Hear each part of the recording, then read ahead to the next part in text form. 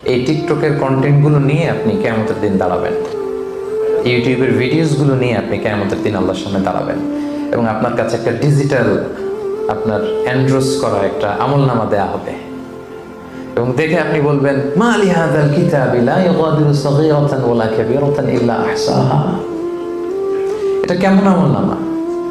ছোট খাটো, ওই যে টিকটক করছিলাম, ওই যে ইউটিউব ভিডিও বানাইছিলাম, ওই যে একজনের একটা গালি মারছিলাম ফেসবুকে কমেন্ট বক্সে ঢুইকা, এখন তো স্বাধীন, নিরঙ্কুশ স্বাধীনতা, ঢুকে যা কি ইচ্ছা প্রাইম মিনিস্টারকে গালি দেওয়া যায়, যাকে মনে চায় দাদা আসছে গালি দিচ্ছে, যেহেতু সামনে নাই।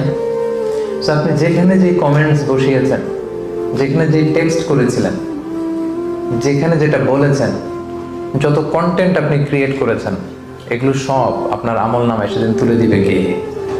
আওয়াজ করে বলেন, তুলে দিবে কে?